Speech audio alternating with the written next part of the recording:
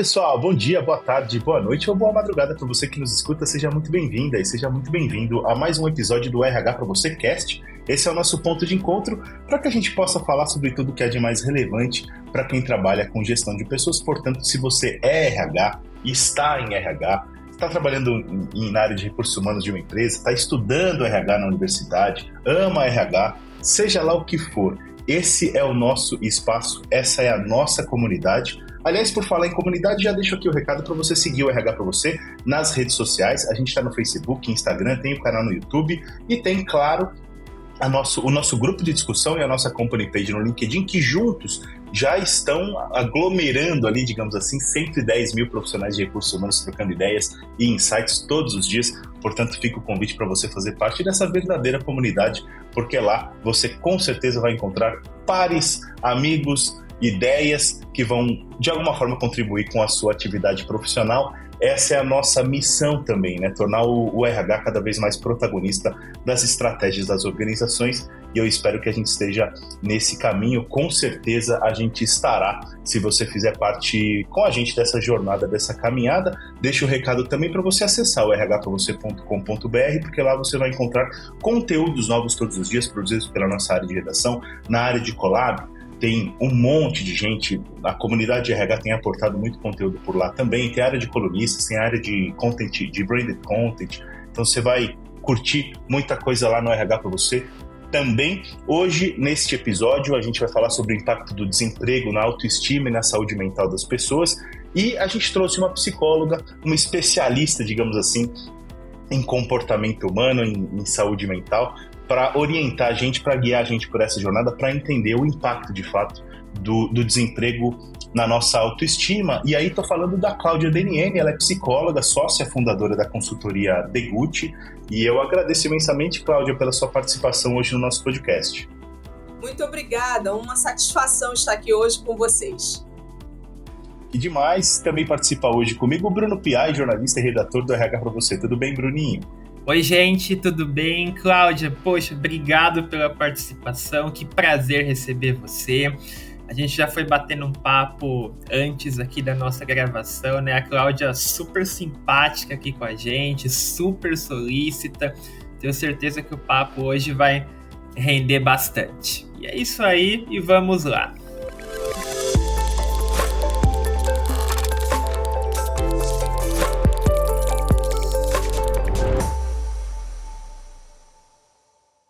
O RH para você teve acesso a um estudo do Instituto Cactus e Atlas Intel, chamado Panorama da Saúde Mental. Esse estudo mostrou que, tomada de forma isolada, a situação do desemprego tem um impacto bastante forte na situação, na vulnerabilidade, digamos assim, na situação mental, na condição de saúde mental das pessoas, uma vez que 72% deste grupo de desempregados disse ter perda de interesse ou prazer pela vida, e 69% disse se sentir por baixo ou deprimido de alguma forma em algum momento ao longo do dia. Eu começo essa nossa conversa com a Cláudia, psicóloga e sócia fundadora da consultoria Degutti, justamente perguntando para você, Cláudia, se esses números de alguma forma refletem aquilo que você percebe na sua experiência profissional em relação ao impacto da situação de desemprego ou de dificuldade na vida profissional, na autoestima e no bem-estar das pessoas. Sim, esse número é um número triste, é um número alarmante, mas de fato ele reflete uma característica que não é só peculiar a um país. A gente pode estender essa questão para o mundo. Muitas das vezes, a pessoa que tem uma atividade laboral, a pessoa que tem um cenário através do que ela faz, do que ela ama, e ela tem aquele dinamismo do dia a dia, isso faz muita diferença quando ela não tem, ou quando ela perde de uma maneira muito agressiva, de uma maneira muito abrupta. E existem uma série de cuidados, né? Essa palavra é uma palavra forte, mas eu acho que ela é bem aplicável perante o tema que a gente está conversando, que se pode ter não só em processos demissionais, mas o próprio indivíduo com relação à sua saúde mental. Perfeito. Deixa eu trazer o Bruninho para essa conversa para você também fazer a primeira pergunta para a Cláudia. Bruno. Ô, Cláudia, eu infelizmente acabo sendo um case, né, em relação a esse assunto, porque eu já vivi isso na prática. Eu passei por uma demissão por conta da falência de uma empresa onde eu atuava, e esse intervalo entre conseguir um emprego e outro foi um período bastante difícil. A minha autoestima teve uma queda muito significativa, e eu vejo que isso é muito, não só daquela preocupação financeira, com carreira, quanto da forma como a gente encara o trabalho, né? A gente se valoriza muito pelo trabalho, a gente se vê, às vezes, muito mais pelo trabalho do que por qualquer outra característica nossa, pela nossa personalidade. Então, essa questão laboral tem um impacto, de fato, muito grande, né, em quem a gente é, no nosso dia a dia. Então, eu queria que você falasse um pouquinho sobre isso. O quanto que o desemprego afeta nesse sentido da gente se ver mais como um cargo, como um profissional, do que como uma pessoa de fato. Então, o quanto que isso eleva esse sentimento que a gente tem quando acaba passando por uma situação de desemprego. Sim, é interessante você estava falando e eu estava remetendo. Muitas das vezes, nós todos profissionais, nós somos conhecidos com o nosso nome imediatamente vinculado ao nome da empresa. Então, é a Cláudia da Degulf, é o Daniel, é o Bruno, e sempre atrelando ao nome da empresa. E tal qual você muito bem colocou, nós passamos grande parte do nosso tempo ligado a uma atividade laboral, né, para as pessoas que estão ativas em termos de mercado de trabalho. E perder isso traz como se fosse um luto.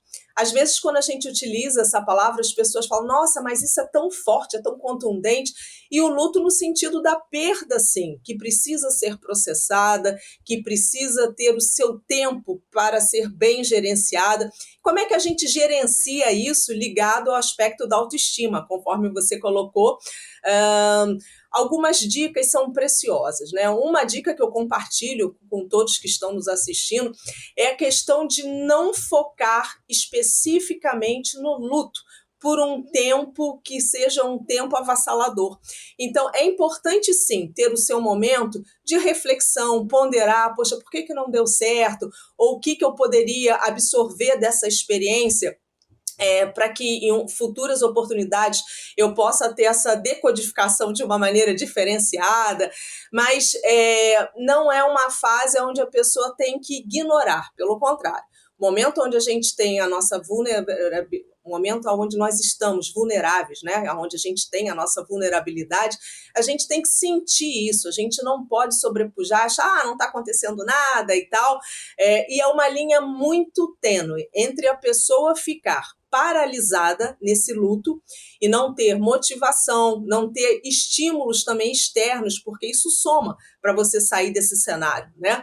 E você processar isso, curtir aquele momento, curtir não com uma fala depreciativa, mas curtir no sentido de você estar conectado com aquilo que você está vivenciando. É uma dor, é um pesar, é um sentimento de perda, mas você passar por isso no seu tempo. Essa é uma outra dica preciosa. Não adianta vir de fora aquele estímulo acelerado. Nossa, sai dessa, vamos embora, arregaça a manga, a vida continua e tal. Todos nós sabemos disso, mas cada um de nós temos o nosso ritmo, nós temos o nosso timing, e isso é muito importante para que a nossa autoestima e a nossa saúde como um todo, não só a mental, mas a própria saúde física, porque muitas das vezes, quando a gente tem alguma questão mental, isso pode ser, infelizmente, manifestado através de um aspecto físico, é o que a gente chama de somatizar. Então, algumas pessoas têm uma sudorese excessiva, dores estomacais, uma ansiedade extrema, pânico, dentre inúmeros outros fatores, taquicardia. Então, assim, a questão da instabilidade emocional, né, da fragilidade, pode trazer também aspectos somatizados no físico. E o que a gente pode seguir aí pensando e refletindo nessa dica, então, dessas dicas preciosas, a primeira questão, então, do respeito, né, do respeito pessoal, administrar o tempo, a entender que, sim, aquilo tem um olhar no aspecto mental da gente, porque foi uma perda. O segundo conselho interessante é ir gradativamente já capturando oportunidades de mudar o mindset. Então, o que eu quero dizer? Ok, perdeu o trabalho, está ainda desconectado do mundo corporativo, né, ou do aspecto laboral, seja a prática que for, quem trabalha em empresa, quem trabalha num pequeno negócio, enfim, seja a prestação de serviço que for, mas o que você pode fazer para imediatamente ir tendo novas capturas, e capturas no sentido não só da empregabilidade, perdoem, mas no sentido de preencher o tempo com algo conectado ao propósito. Então, vai fazer uma atividade de voluntariado, se você curtir, né? Vai somar em outros ambientes, vai procurar estudar, vai procurar reforçar uma competência, desenvolver outra competência, caso não tenha.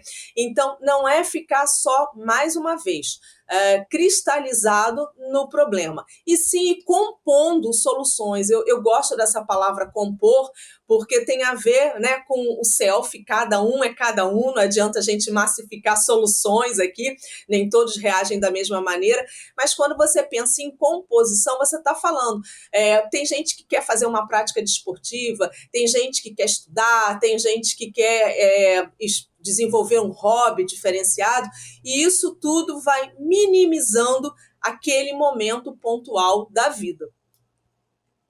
Ô, Cláudia, eu gostei muito da ideia dessa composição de uma cesta, digamos assim, uma cesta, um arcabouço que vai te sustentar, digamos assim, por esse período em que você está desempregado, está em transição de carreira, aquela coisa toda.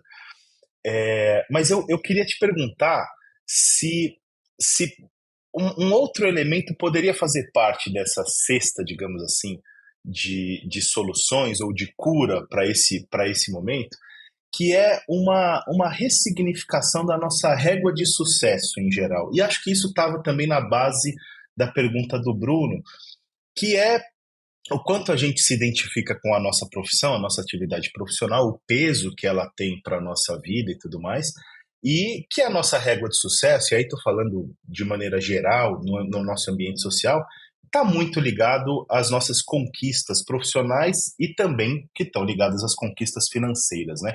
A gente sempre, ou a gente normalmente diz que alguém é bem-sucedido se ocupa uma posição executiva, se tem um bom salário, se mora numa boa casa. Tudo isso está ligado a questões também de status, né? O emprego e o trabalho, que por si só não são necessariamente status, aliás, ele pode ser a realização de um sonho, a realização de um propósito e tudo mais, ele acaba ligado também a questões mais vãs, digamos assim, as questões de status e tudo mais. Faz parte de lidar com a transição de carreira, ou a vulnerabilidade, o desemprego e tudo mais, também ressignificar isso, quer dizer, colocar o trabalho numa outra caixinha, né, numa caixinha mais readequada, falando assim, peraí, o trabalho não é a minha vida, né, o status ou a minha casa, tudo isso não sou eu, né, eu posso ser mais do que isso de alguma forma. O que você acha em relação a isso, Cláudio? Eu acho que faz muito sentido a sua colocação, porém eu quero abrir um parênteses. Todos nós, né, que lidamos ativamente no mercado de trabalho, e eu como consultora de gente de gestão o tempo inteiro, eu estou interagindo com pessoas das mais diferentes características. Então, eu falo a respeito de faixa etária, eu falo a respeito de cultura, e o que nós assim, percebemos, de fato, nos últimos 8 anos para cá, é uma mudança muito grande em termos da geração que vem ocupando desafios no mercado de trabalho. Então, vamos colocar aí patamar de 10 anos para cá, como assim o grande ponto de virada. Antigamente, as pessoas eram extremamente conectadas a essa questão do status, que você muito bem colocou.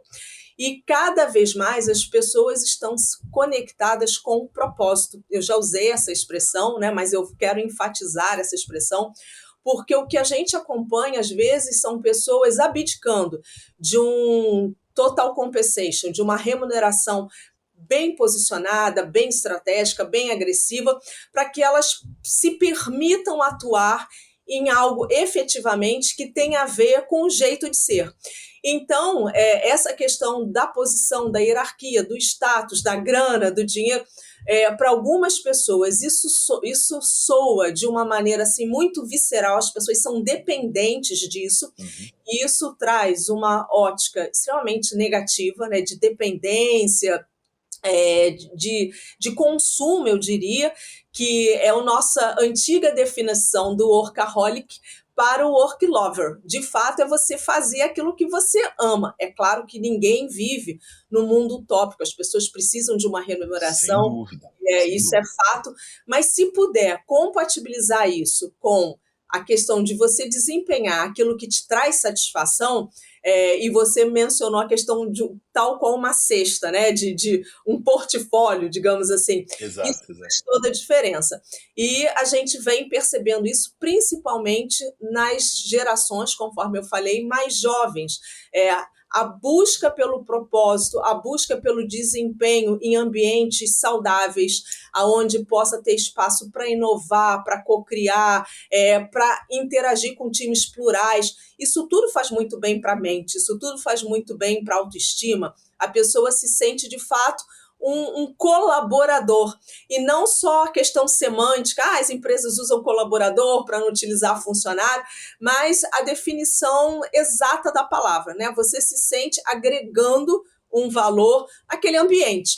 Então, quando você tem uma questão que você ou é demitido, ou você busca um outro trabalho, e aqui a gente está falando muito da demissão, por essa questão, né, da dor, do luto, mas imediatamente aquilo vem com um olhar de experiência. Mais uma vez, não estou minimizando, tem um momento sim, do impacto, mas eu percebo nesses anos, conforme eu falei, nesses últimos 10 anos, que mudou muito o modelo mental com relação a essa conexão com o mundo do trabalho.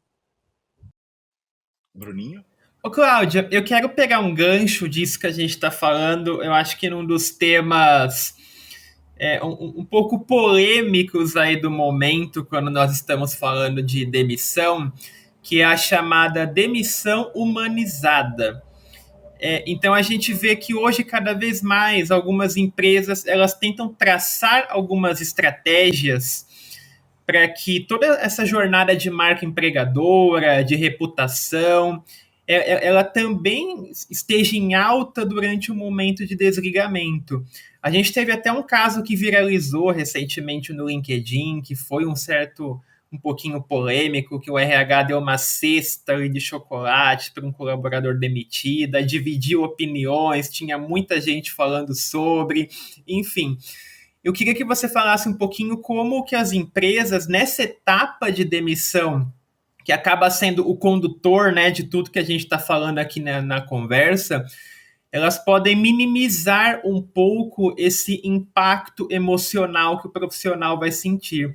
É claro, eu imagino que independente das ações que ela tome, enquanto você não conseguir se recolocar no mercado, tem a preocupação, tem a questão financeira, tem muita coisa envolvida que vai além do status, né, como a gente estava falando. Mas as organizações podem ajudar um pouquinho nesse sentido, podem, de fato, humanizar esse processo de demissão, podem colaborar de alguma forma. Queria entender se elas podem ter um papel ativo para que, de fato, o impacto de uma demissão seja um pouco menos sentido. Sim, podem e devem, né? Eu me permito usar essa expressão aqui. Quando a gente pensa num processo de demissão, a gente está pensando na competência de quem está do outro lado para conduzir isso. Isso não pode ser um processo amador e um processo sem o mínimo de respeito. Essa palavra é uma palavra extremamente importante quando a gente pensa num processo demissional, porque você está lidando com uma vida, você está lidando com uma pessoa com expectativas, com compromissos, conforme a gente está falando, muitas das vezes compromissos financeiros, cada um tem o seu grau e o seu nível de compromisso. E quando a gente pensa numa empresa que tem práticas humanizadas, e muito se fala sobre a cultura centrada no empregado, né? Muito se fala sobre a questão do human experience, quando você tem uma empresa que tem uma cultura que conduz os processos de uma maneira muito empática, essa é uma definição. E o RH, não só o RH, mas o líder dessa pessoa, ela tem que ter um comprometimento muito grande em fazer da melhor forma.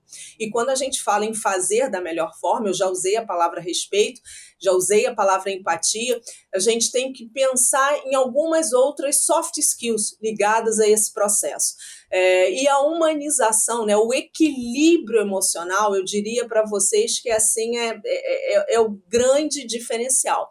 Uma pessoa que conduz um processo demissionário sem equilíbrio emocional, tá tudo errado, né? Tá tudo errado.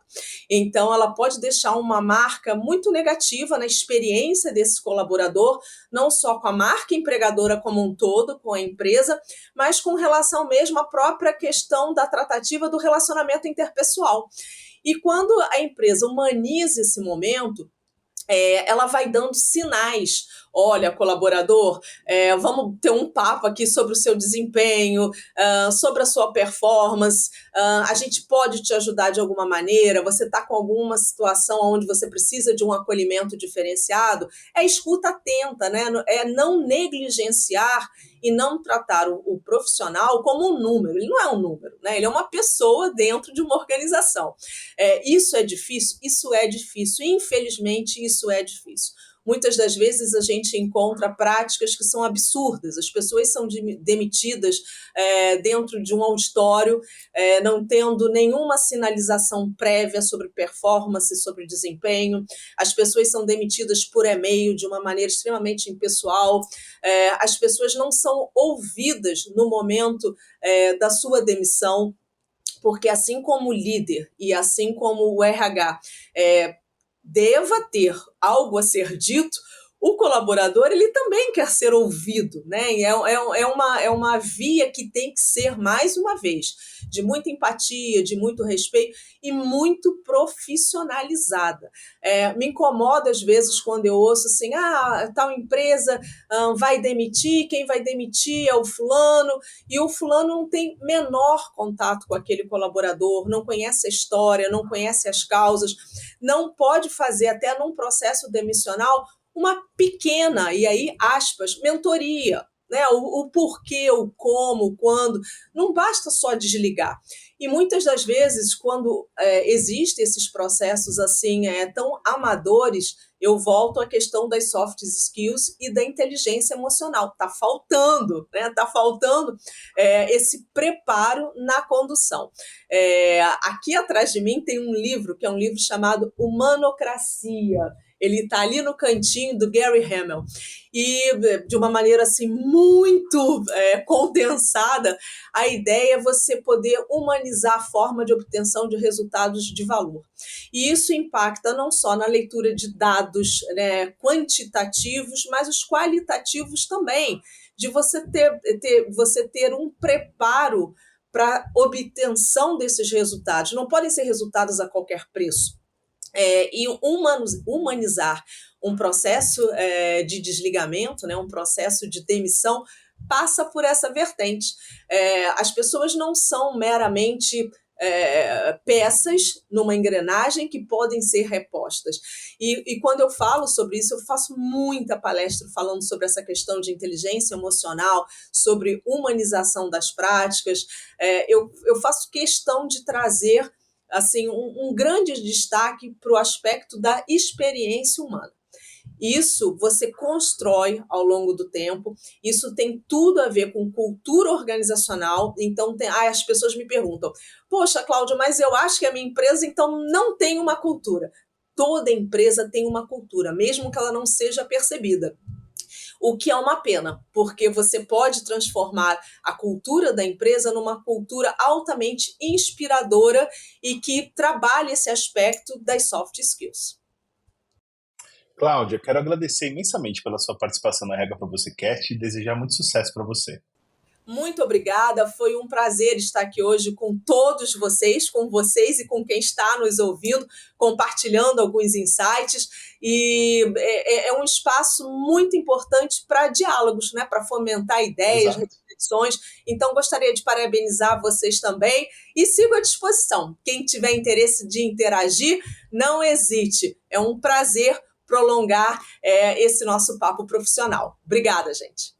Que demais. A gente que agradece, Bruninho. Obrigado por ter participado do episódio de hoje também. Pessoal, valeu, Cláudia. Poxa, super legal ter contado contigo aqui. Muito, muito bacana. De verdade, tudo isso que você trouxe. Eu acho que esse tema é um tema muito relevante, um tema que a gente tem que sempre impulsionar, principalmente, né, em tempos de discussão sobre saúde mental, sobre o emocional das pessoas.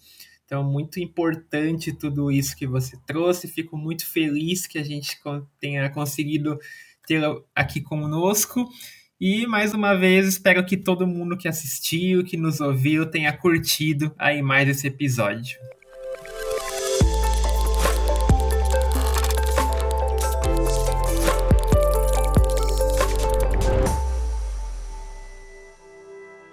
E aí, curtindo o nosso bate-papo de hoje? Falamos com a Cláudia Deniene, ela é psicóloga e sócia fundadora da consultoria The Guti, e também quem participou comigo foi o Bruno Piai, jornalista e redator do RH para você. Antes da gente finalizar por aqui, quero só deixar o recado para você assinar o feed do nosso podcast ou se inscrever no nosso podcast aí no Spotify ou no tocador de sua preferência. A gente também está no Deezer, no Apple Podcasts, no Google Podcasts, no YouTube, no SoundCloud, onde quer que você esteja ouvindo a gente. Fica essa dica de fato para você se inscrever no nosso canal. Assim, sempre que tiver episódio novo publicado, a gente vai aparecer na página inicial do seu player. Mas você sabe que a gente tem esse encontro marcado toda segunda-feira cedinho, entre 5 ou 7 da manhã.